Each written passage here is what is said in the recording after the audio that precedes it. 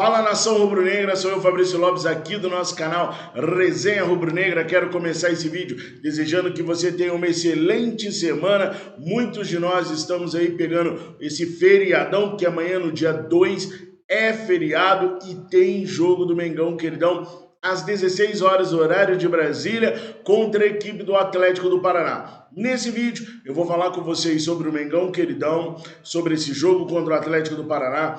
Vou falar sobre esse tumulto que a CBF causou ao alterar datas de jogos do Atlético Mineiro, privilegiando o Clube Mineiro e esquecendo do Mengão, queridão. Já teve dirigente do Flamengo que botou a boca no trombone no início desta segunda-feira. Vou falar também sobre o Gabigol, indicado a melhor do mundo, o jogador mais valioso do Brasil, e sobre a cobrança em cima dele. Também vamos ver o que o Rogério Ceni vai falar a respeito do interesse do São Paulo em William Arão e Diego Ribas. Será que os caras vão levar esses dois jogadores mesmo?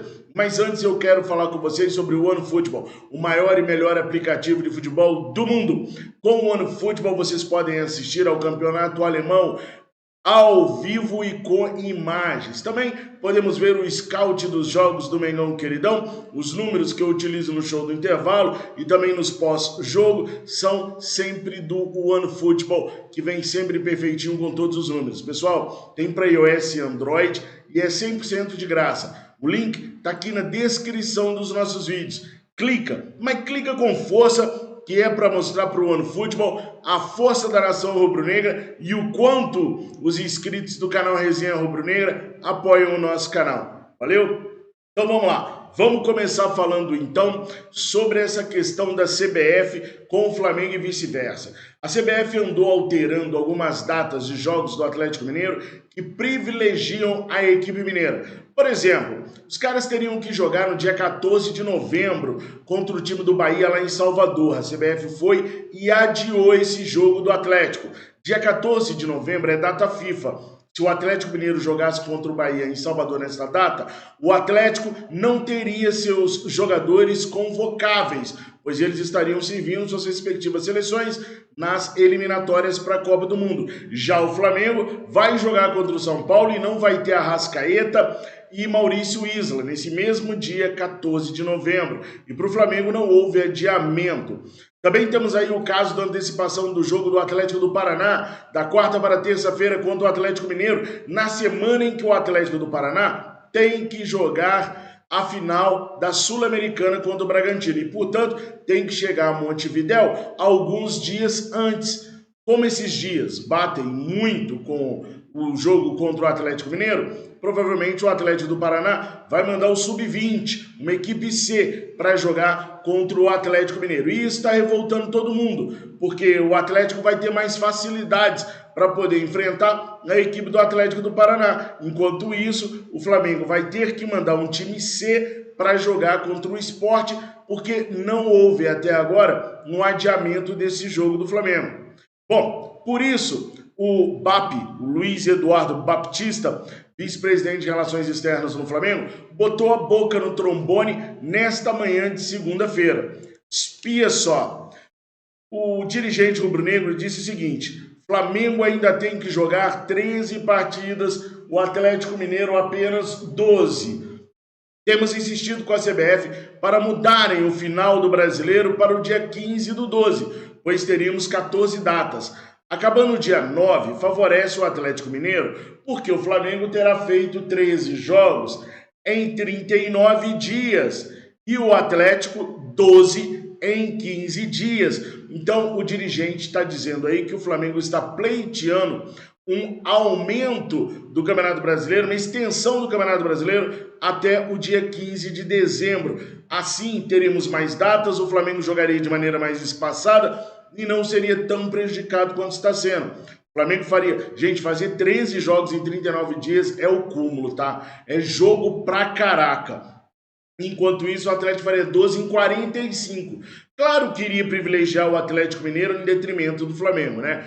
Agora, a função do Luiz Eduardo Batista enquanto vice-presidente de Relações Externas é essa mesmo, pressionar a CBF, lutar na CBF pelos direitos do Flamengo, mas dessa vez é quase que uma luta inglória, porque como o Flamengo vem batendo de frente sempre contra a CBF, e do meu ponto de vista, da maneira acertada, a CBF jamais vai fazer alguma coisa que possa privilegiar o mínimo possível o Mengão queridão. Agora, eu falo um negócio pra vocês, eu prefiro o Flamengo lutando contra os desmandos da CBF, essa entidade que se provou por muitas vezes corrupta e cheio de problemas, do que o Flamengo ser um apoiador das coisas que acontecem lá dentro. Tenho muito orgulho do Flamengo em ser assim. Bom, coloca aí nos comentários se vocês acham que a CBF vai ceder ao pedido do Flamengo ou se a CBF vai continuar sacaneando o Mengão queridão, porque o Mengão não é parceiro dela e nós não seremos jamais. Aí, pessoal, nós temos uma cobrança séria e necessária em cima do Gabigol. Afinal de contas, o Gabigol não está conseguindo ajudar o Mengão queridão da maneira que o Flamengo precisa. O Gabigol já está há muitos jogos sem fazer gols, desde o jogo contra o Santos que ele não faz gol. Há quem diga que é a maldição do Santos em cima do Gabigol e que enquanto ele não pedir desculpa pela forma como ele comemorou os gols na Vila Belmiro, ele não voltará a fazer gols. Olha o que o Sormani falou, gente. É uma coisa inacreditável, mas enfim. Se no campo o Gabigol ainda não está conseguindo render tudo aquilo que a gente espera dele, lembrando que só no Brasileiro o Gabigol já tem 6 gols em 10 jogos, jogou muito pouco o Campeonato Brasileiro, o Gabigol. Na Libertadores ele tem 10 gols em 12 jogos. Então o Gabigol durante a temporada nos ajudou muito. Nessa fase que ele está ruim, eu acho que como torcedor a gente tem que apoiar o cara, porque o cara, por exemplo, foi o responsável pela arrancada para o título Brasileirão de 2020. Então assim, eu enquanto torcedor, eu, Fabrício Lopes, apoio o Gabriel 100% para que ele possa voltar a marcar os gols dentro de campo. E você apoia ou não? Agora, independente disso, lá na Europa ele continua valorizadíssimo. Estudos feitos em cima dos valores dos jogadores brasileiros mostram que o Gabigol nem um pouquinho teve arranhado o seu valor de mercado. Espia só. Segundo esta empresa europeia, o Gabigol está avaliado hoje em cerca de 27,6 milhões de euros e é disparado o jogador brasileiro mais valioso. Na segunda colocação vem o Verón do Palmeiras com 25,6 milhões de euros. Na terceira colocação, mais um rubro-negro, o Arrascaeta.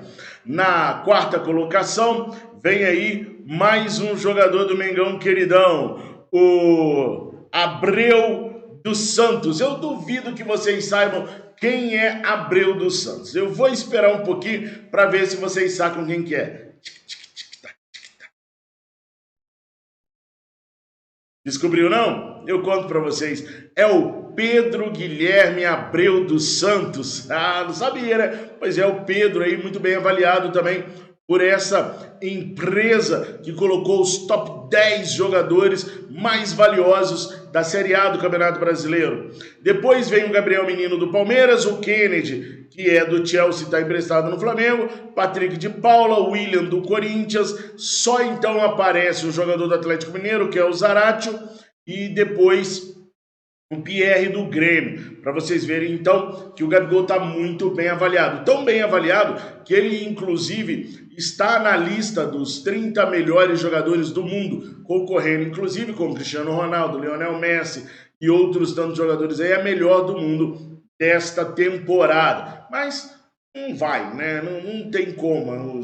O peso para avaliação dos jogos na Europa é muito maior do que o peso da avaliação dos jogos aqui na América do Sul. Assim como Renato Gaúcho e Cuca, que foram indicados também ao prêmio de melhor treinador do ano lá na Europa. Mas, obviamente, eles não vão conseguir derrotar Klopp, Pep Guardiola, entre outros treinadores. Agora, o legal é que depois que sair as eleições, né, sair a votação e sair o resultado, eu vou voltar para a gente ver em que posição o Gabriel ficou e quem ele superou na lista de melhores do mundo. O mesmo eu vou fazer com Renato Gaúcho e Cuca também, que é interessante a gente saber como que os nossos jogadores e treinadores estão pontuados lá na Europa. Mas, rapaziada, o Mengão queridão tá treinando e tá treinando forte. O Flamengo começou a treinar nesta segunda-feira às 8h30 da manhã. Esse treino que vocês estão vendo aí é o treino de domingo, de ontem, tá? O Flamengo ainda não liberou os treinos dessa segunda-feira, mas às 8h30 tava todo mundo no campo treinando. Isso porque o Flamengo vai viajar logo em seguida para Curitiba, onde amanhã a gente enfrenta a equipe do Atlético Paranaense, aquele jogo que foi adiado lá de trás no Campeonato Brasileiro. Vamos fazer ele amanhã. A Globo está com uma expectativa muito boa sobre essa partida do Flamengo, tanto é que ela alterou a sua grade de programação para encaixar o jogo do Mengão queridão amanhã. O Flamengo joga amanhã às 16 horas e, portanto, 13h45 eu estarei com vocês no nosso pré-jogo lá no Fla Nação VVP. Valeu? Bom, vamos dar uma olhadinha nesse treino que aconteceu no domingo? Deixa eu mostrar para vocês que muitas pessoas me perguntam sobre as carinhas novas. Olha aqui, esse cara aqui, esse cidadão aqui, esse é o Cleiton, zagueiro do Sub-20 que o Renato Gaúcho promoveu à equipe profissional. Ele joga com a perna esquerda. Então hoje, no elenco do Flamengo, a gente tem, além do Léo Pereira, que é canhoto, nós temos também aí o Cleiton, que está treinando com os profissionais, já chegou até a ser relacionado para um jogo do Mengão queridão, e o Renato vê com bons olhos esse moleque. Quem deu o treino neste domingo foi o Alexandre Mendes, foi ele que foi para campo para poder treinar a equipe do Mengão queridão. E aí a gente vai perceber que o Davi Luiz fez o treino de forma natural, está treinando normalmente, mas não vai para o jogo de amanhã contra o Atlético Paranaense, pelo menos a princípio é essa a informação. Porque o gramado, como o gramado é muito duro, um gramado sintético mesmo, quase uma quadra, eles não veem como positivo a ida dele para Curitiba, depois está voltando dessa intertemporada que o Flamengo fez e também depois está voltando de lesão. Então ele pode ser poupado aí deste jogo contra o Atlético do Paraná, mas contra o Atlético Goianiense, aí sim ele estará em campo. Outro que não vai para o jogo hoje, amanhã, perdão, é o Arrascaeta. Eu falei para vocês que o Arrascaeta só voltaria ou no dia 5 contra o Atlético Goianiense ou no dia 8 contra a Chapecoense. A imprensa inteira falava que ele voltaria contra o Atlético Mineiro e eu dizendo que não. Ou é dia 5 ou dia 8. O Flamengo ainda estuda o melhor momento para colocar o Arrascaeta em campo e pode ser que ele estreie no dia 5. Mais provável que ele volte a jogar no dia 8 contra a equipe da Chapecoense. Eu tô com essa mania de estreia agora. Mas voltando ao treino do Mengão queridão, reparem que houve um treino aí de finalização, mas logo em seguida começa o rachão, ó. Olha o rachão aí. Não, é batata. Qualquer treino que a gente pegar do Flamengo vai ser rachão. E quem tá dando rachão é o Alexandre Mendes, nem é o Renato Gaúcho. Então, não tem como, galera. O Flamengo treina assim. Pode treinar em 2 períodos, pode treinar às 8 da manhã, às 7 da manhã. Vai ser sempre o rachão. Sempre o rachão. É o que o Alexandre Mendes e o que o Renato Gaúcho gostam de fazer. É sempre rachão. Não tem... Olha lá. Isso foi ontem, gente. Domingo. Tá aí. O rachão de novo. Não é implicância. Agora o seguinte, nação. Foi muito falado que o Rogério Ceni, treinador atualmente do São Paulo, teria solicitado à diretoria são paulina que contratasse o Diego e o Ilharão do Mengão queridão. Ele deu uma entrevista coletiva depois do jogo que ele venceu o Internacional por 1-0 nesse domingo e falou se é verdade ou não essa situação de contratar o Ilharão e Diego. Vamos dar uma olhada no que ele falou? Espia só. Bom, a primeira parte da pergunta, desculpa. Com relação aos jogadores que você citou, tanto Arão, Diego e Felipe Alves, 3 ótimos profissionais que eu trabalhei, caras assim que eu tenho no mais alto conceito, fariam bem a qualquer equipe no Brasil. Mas em momento algum foi solicitada a direção, porque eu sei o momento que o São Paulo atravessa. Talvez o torcedor não saiba o momento de dificuldade, a verdade, sim, ao todo, né? O tamanho da situação que o São Paulo se encontra. Então nós vamos ao mercado, provavelmente, quando for, no ano que vem. Não começamos ainda a conversar sobre isso, sobre nenhum jogador, mas nós não temos condições de trazer jogadores desse nível, principalmente jogadores que estão bem no Flamengo, um deles, né, jogando todos os jogos no Flamengo, o Diego também, muito importante, quer dizer, jogadores que eu tenho maior admiração e tive o maior prazer em poder trabalhar, os 3 que você citou. Mas, momentaneamente, nós não temos condições de ter jogadores, não só eles, mas como outros jogadores nesse patamar. Nós vamos atrás de jogadores mais jovens, depois no futuro, porque tem algumas saídas já confirmadas, né? E a gente precisa se reforçar, logicamente, para o ano que vem. Mas dentro das possibilidades financeiras do clube. Nós temos que diminuir folha salarial e fazer com que o São Paulo volte a ter vida própria para o futuro. Tá vendo só, pessoal? Eu gosto muito de dizer assim, tem torcedor que come salame e arrota caviar. O que eu quero dizer com isso? Tem muito torcedor que não sabe a situação verdadeira do seu clube. O clube tá capenga, tá mal financeiramente, o torcedor tá achando que o clube tá às mil maravilhas. O Rogério Ceni acabou de falar que o São Paulo vive um problema grave, sério, financeiro, que talvez o torcedor nem saiba qual que é a profundidade da gravidade. Palavras do Rogério Ceni nessa coletiva.